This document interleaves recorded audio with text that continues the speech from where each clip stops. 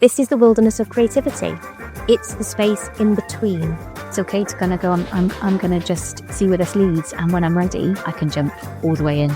Where certainty fades and trust in the path slowly grows. There was a really funny song that we used to have to sing called Salami Blues. Salami Blues. There we go, I knew you'd do it. If you're looking for fast hacks or viral growth tips, this is definitely not the place. But if you're feeling lost, uncertain, or reimagining what comes next, this is the space for you. It's a weekly podcast with meaningful guest conversations and gentle solo reflections. I have no strategy. Sometimes that's the best strategy to start, honestly. Sometimes you just got to do it. We talk creativity, learning, rest, life's interruptions, and what it really means to keep showing up. Subscribe now and join us on the road less travelled. Thanks for listening. How are you? If you are doing that post-Christmas clean, the cupboards, the toys, the emails, the mental clutter, let me keep you company for today. You don't have to be listening intently. I won't take it personally. You can half listen. You can wander. That's kind of the point. This episode isn't about goals or hacks or big announcements. It's a pause, a breath, and a welcome to the new year. So wherever you are, whether you're in the kitchen, the car, whether you're in the laundry room, walking the dog, just take a second, drop your shoulders, unclench your jaw, and let's ease into the new year together. I don't know about you, but Christmas always comes with mixed feelings for me. I do look forward to it, but it's also edged with sadness since losing my dad. It's been about 10 years now, and still at Christmas especially, I find myself thinking about him a lot. I miss him in those moments, unwrapping the Christmas presents, catching his eye across the table as we share a joke. He really was the life and soul of the party, and we've missed out on a lot, and everything feels different now. If you have experienced loss, you'll know it's not something you get over. You just adjust and you find a new rhythm, you accept, and that's a process that we have to go through over and over and over again. So if you have been in that rhythm over Christmas and New Year, then well done for getting through it, because it is really hard. There are some beautiful poems about grief.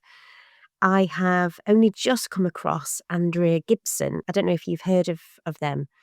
Months before dying from ovarian cancer, Andrea gave their final interview and closed by reading a poem to their wife, Megan. I wouldn't dream of reading it out loud now. It just feels too sacred, but there are a few words from the poem that I wanted to share with you, and I'll pop the link in the show notes. When I left my body, I did not go away. That portal of light was not a portal to elsewhere, but a portal to here. I am more here than I ever was before. I am more with you than I ever could have imagined. I've become a little bit obsessed with Andrea and the way that they capture the human experience. And it's funny because I see my dad in my little one. The experience of being a parent pushes and pulls me in so many different directions. And he reminds me that life doesn't always have to be so heavy. Because, oh my God, the last 5 years have been so serious.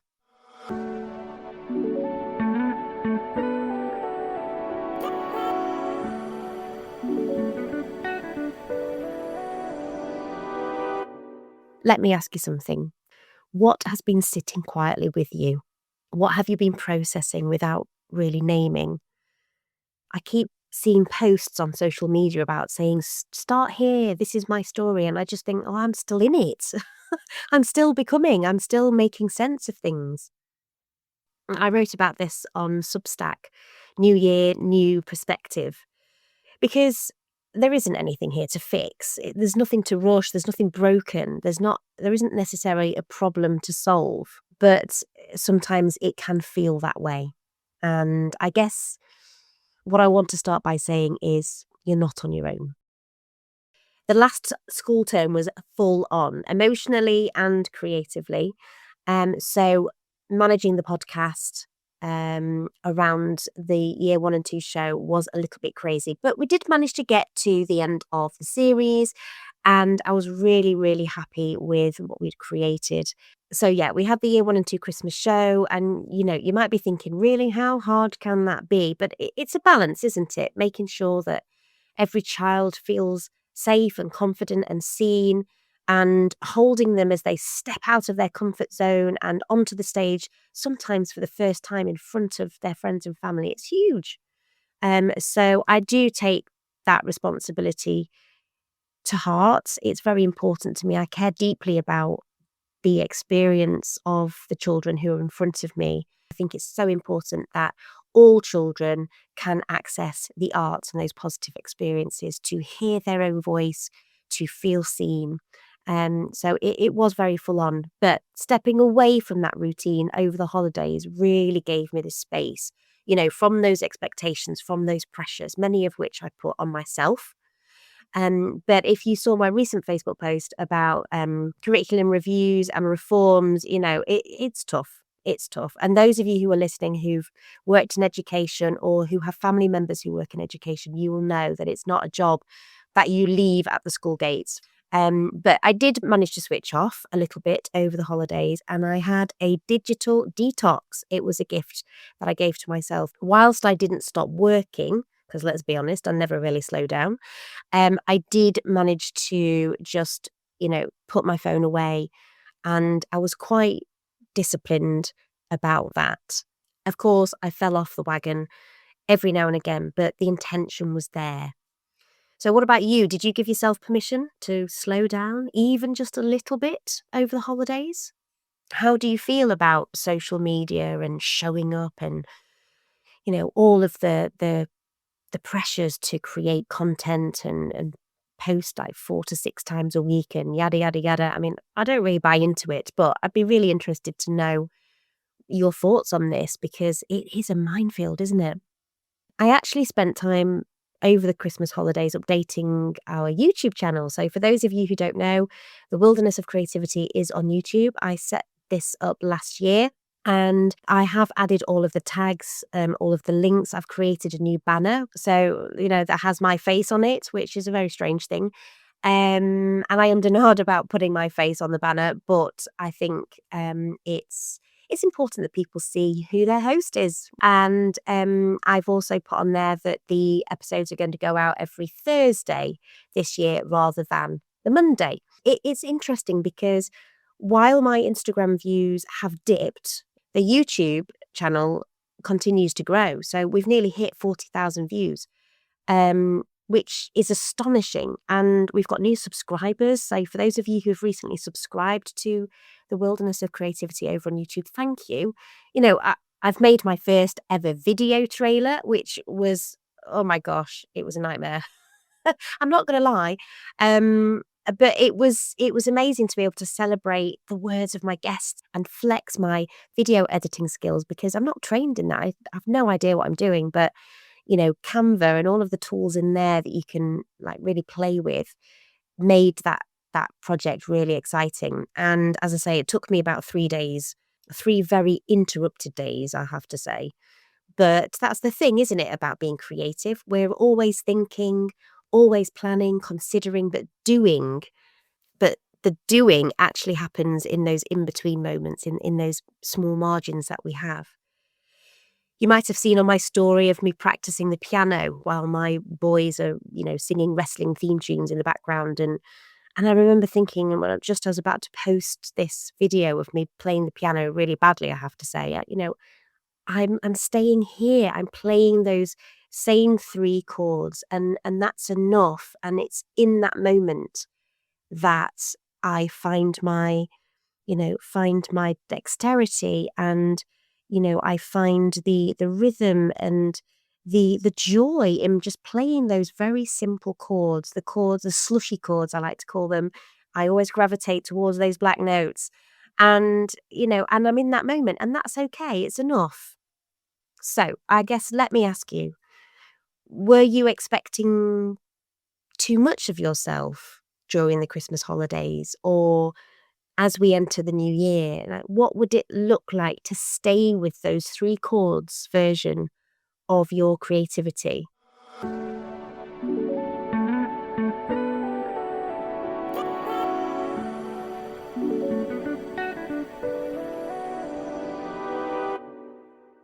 So, as I said, I have moved the podcast release day from a Monday to a Thursday. It feels a little bit gentler, a little bit more spacious, and apparently, according to the interweb, Tuesday, Wednesday, and Thursday are better days anyway. So, we'll go with that and see what happens. This episode, as we step into the new year, is about returning to why we start our creative projects in the first place, not necessarily what we have built. So, what feeling were you responding to when you started your current creative project or a project that you're looking to start in the next few weeks? See, for me, as you'll know if you've listened for a little while, the podcast was set up because I was lonely. I was feeling really disconnected from my creativity.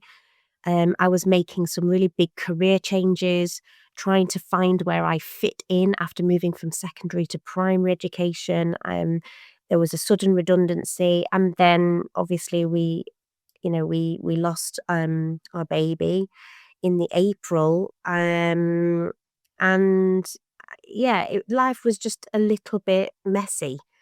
And originally, I thought I was going to be making a podcast for teachers, but really, I was simply wandering into the wilderness. I just didn't know that that's what it was. So, I wanted to serve creatives. I wanted to serve mums, educators, anyone who felt lost or isolated in their work, in their creative work, or in the work that they did day to day, and kind of trying to balance that with a creative life that they were developing.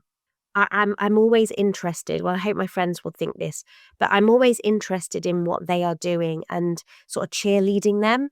And, I do use humor to break ice. I'm not great at small talk. I do want to know what makes you tick. So having this space to build connections with others who are also in a place of transition, or, taking that road less traveled, it just feels like such an honor. And the podcast is definitely not about viral growth tips. I do not have the answer. I don't. All I have is vulnerability, and that's what I share with you. I've learned loads of skills, and I have to say that meeting Sarah and starting the podcast has really catapulted me into this world of podcasting and video editing and, the use of software tools that I would never really have looked into before. And I've met incredible people. I've stepped out of my comfort zone completely. I'm starting to trust my instincts a little bit more. I'm saying no more to things that I don't want to do. And knowing that this space resonates with people like you around the world, that is incredible. And it does give me a real buzz. So I've made 2 lists for the start of this year, and I'm going to share these lists with you now. The first list is based on what energizes me about the podcast, about my creative work. And some of these things will seem really obvious to you because hopefully by now, if you've been listening for a little while, you will feel like we're friends. So you probably will have expected some of these, but what energizes me in this creative work is community. It's meeting new people, and it's it's the purpose after bedtime. What I mean by that is after I've done the teaching and I've taken that hat off and I've come home and I've done the mum duties and I've put my little one to bed, read stories, brushed teeth, all of those things. If I'm not sitting down and watching TV, which is something that we don't tend to do, I have a purpose. I come into the wilderness and I get to editing and thinking and reflecting and learning. Something else that energizes me about this creative work is remembering that I am more than just a dance and drama teacher. You are more than what you think you are or the job that you do. I am really enjoying the fact that I'm coming back to the piano and to my music and being more present with that. And I have already started looking at getting a piano teacher, and I'm also looking to teach our little one the piano as well, because to be able to play a musical instrument was always something very important to my parents, for us as children, and I would like to pass that love and that appreciation on. Something else that really resonates and energizes me are the messages from you that prove that this resonates, which gives me hope. And there is still a lot that's unknown at the moment. It'll all become clear, I'm sure, but I have been here before. I'm not as scared as I was maybe 18 months ago.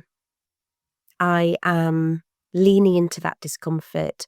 I am embracing those challenges. I know that I'm loved and I'm supported by my partner and by my family and my wonderful friends. And I guess I would encourage you to look around you, look around and see who and what you have in your life that buoys you up, that encourages you to keep taking that road less travelled. Obviously, there is a list that, is counter to all of that. So what drains me is balancing everything. House renovations, clutter, no dedicated creative space. The editing takes for ages. Like, it takes me ages to edit an episode. And I'm using all of the AI tools in Riverside to do all of that. But, it's important to me that I get this right. And I'm representing, or I'm creating that platform for people to share their stories. And I want the final edit to reflect my guest's story and energy. So it does take me a long time, and it's expensive. It's expensive to have all of these amazing things like Riverside, where I record. I have Captivate, which is my hosting platform. I use an AI tool, Enhance Adobe, which obviously it makes me sound like I'm in a fantastic studio, which I'm clearly not.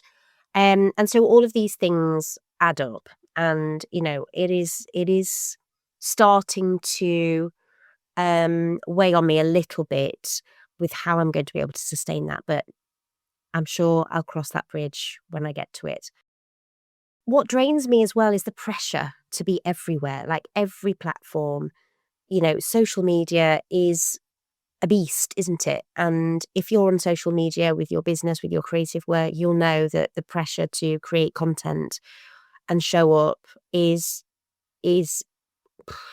draining. And we have to kind of manage our ego within that, I think, and try not to compare ourselves to other people. And it's really hard, but I know that the community that I have started to build on Instagram and Facebook does start to feel like we are friends. Like, I massive respect for all of my guests, and all of the people that have come into the fold of the wilderness. And I'm so grateful for that. But, sometimes what drains me is the fact that those people closest to me don't support the show. As in, not all of my friends will listen to the episodes religiously. They'll dip in and out, or they'll move on and they'll listen to something else.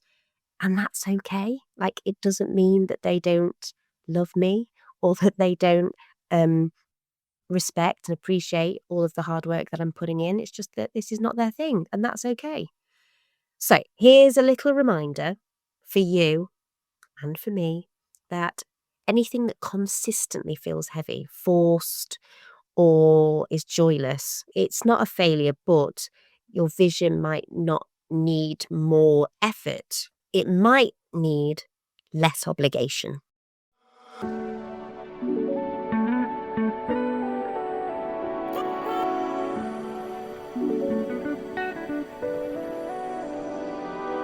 I talk a lot with my guests about creative burnout, and it often comes from chasing someone else's version of success. So a little bit like what I've just been talking about, that consistently looking to others, comparing yourself with others. So I just want you to ask yourself, if no one was watching, what would success look like? There's a fantastic seminar with the philosopher Alan Watts, which asks this, if money was no object, what would you do? I'll post the link in the show notes. It always gets to me.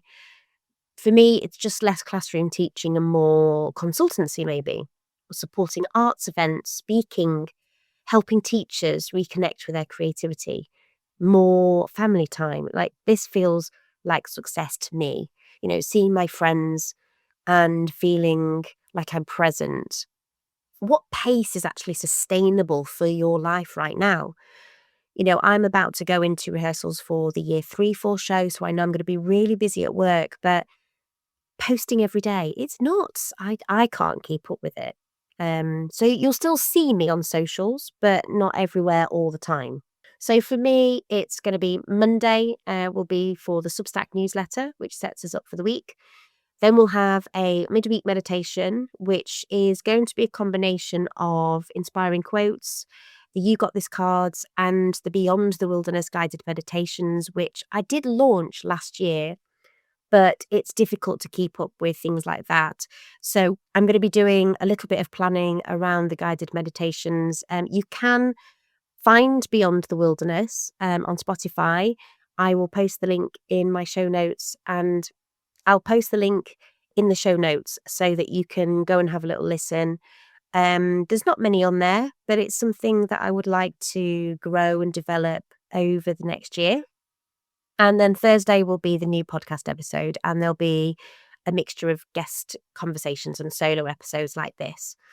We've also got the Lost and Found workshops coming up. So our next Lost and Found workshop is on the 15th of January, which is next week, with menstrual cycle coach Amy Blakeman. So I'll pop the link in the show notes. That is going to be held over on Eventbrite, and we're looking at how we can work with our hormonal cycles and understand our inner seasons to gain more confidence, more creative clarity. So if you're interested in finding out a little bit more about that, then head over to Eventbrite and check out the deets. And then I guess, what would it mean for you and your project that you've got coming up, or something that you're involved in at the moment, to support you, not necessarily consume you? Because I think sometimes we can become super hyper-focused on what we're doing. So, for example, for me, I don't want to outsource the podcast. The point for me is the learning. It's the hosting, the editing, the facilitating those conversations. But I do have to look at streamlining some of the processes maybe, or setting things up, automated messaging and things. So, a clear vision is rooted in the values, not necessarily the visibility. So there will be a couple of episodes coming up where I share with you my changing priorities when it comes to values, and there'll be some discussions with my guests about that as well.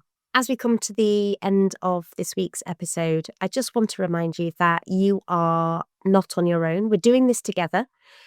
We don't need a rebrand. We don't need a 5-year plan. We can just choose that one small anchoring intention for the next season. So you might even say this out loud when you're listening, but maybe it's, this project prioritizes depth over reach, or this project leaves me with energy. This project creates space for reflection and connections. And if something doesn't align with those intentions, then say no, or say not yet to those requests. The creativity needs breathing room. It really does. And if anything taught me this year, it's that we need time on our own. We need time with our families. We need breathing room. And I'm terrible at pausing. You know this. My friends know this. I am going to try, however, to use half terms as podcast pauses. So I'm aiming for 100 episodes. I'm almost there, 30 to go. What happens after that, I don't know. But for now, I'm just going to be checking in with myself every month. I'm working with Elizabeth Hitchman on Seeing the Invisible Line course, which I'm going to be doing in the next couple of weeks. And I am going to be celebrating progress, not just the outcomes of the podcast. So we've got some incredible guests lined up, and January is full of recordings, events, courses, and interviews where I will be on the other side of the mic, which is slightly scary. But until next week, thank you for walking with me. Thank you for wandering through the wilderness with me. Take what you need from this episode and leave the rest. And I will see you on Thursday. Thanks for listening. Stay wild.